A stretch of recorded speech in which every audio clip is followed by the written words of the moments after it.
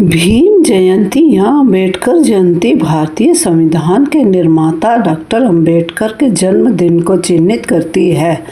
अम्बेडकर जयंती 2025 14 अप्रैल को दलित आइकॉन के सम्मान में मनाई जाएगी, जिन्होंने अपना सारा काम जीवन, मजदूरों, महिलाओं और अछूतों के उत्थान के लिए समर्पित कर दिया।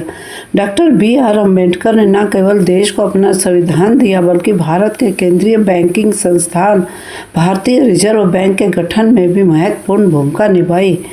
एक अर्थशास्त्री, समाज सुधारक और न्यायविद, वह भारत के सबसे महत्वपूर्ण आंदोलनों में से एक दलित बौद्ध आंदोलन के पीछे सबसे महत्वपूर्ण शक्ति थे। बाबा साहब अम्बेडकर जयंती की शुरुआत 1990 में डॉक्टर अम्बेडकर के जीवन को मनाने के लिए की गई थी। उनका जन्म 14 अप्रैल 1851 को एक निम्न आय वाले परिवार में हुआ था। वह एक प्रतिभाशाली छात्र थे और उन्होंने कॉलेज की शिक्षा प्राप्त करने के लिए बहुत मेहनत की। वे कानून और अर्थशास्त्र के विशेषज्ञ थे।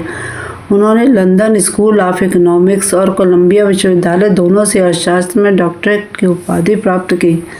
वे एक राजनीतिज्ञ, अर्थशास्त्री और दार्शनिक थे, जिन्होंने जाति व्यवस्था, भारत की कई अन्य समस्याओं से लड़ाई लड़ी। पूरा देश डॉक्टर अम्बेडकर का जन्मदिन मनाता है, खास तौर पर महिलाएं, आदिवासी, दलित, मजदूर और अन्य सभी समुदाय जिनके लिए उन्होंने संघर्ष किया और बदलाव के लिए प्रेरित किया।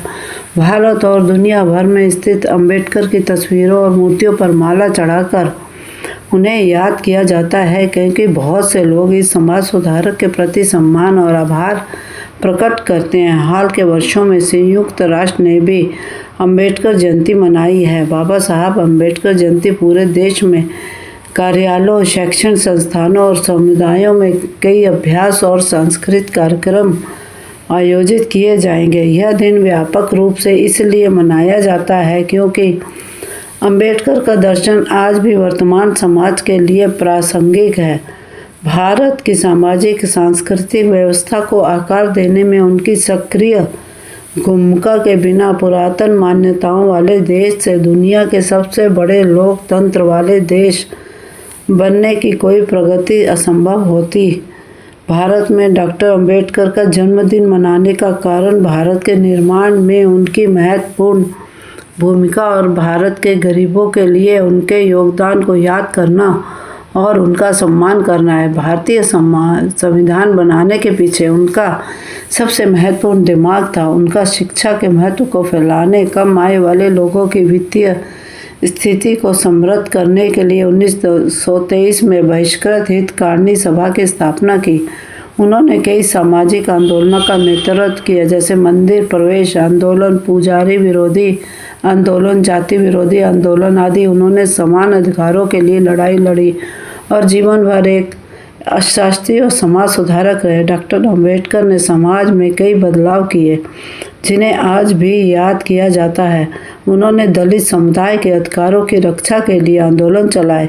इनमें मूक नायक, समानता जनता आदि प्रमुख है। 1947 में देश के ब्रिटिश शासन से मुक्त होने के बाद कांग्रेस सरकार ने उन्हें पहला कानून मंत्री बनने के लिए आमंत्रित किया। 29 अगस्त 1947 को वे संविधान मसौदा समिति के अध्यक्ष बने। उन्होंने देश का नया संविधान बनाया, जिसे 26 नवंबर 1949 को संविधान सभा ने अपनाया। चूंकि वे एक अर्थशास्त्री थे, इसलिए सेंट्रल बैंक ऑफ इंडिया, जिसे वर्तमान में भारतीय रिजर्व बैंक के नाम से जाना जाता है, के निर्माण में उनका योगदान बहुत बड़ा था।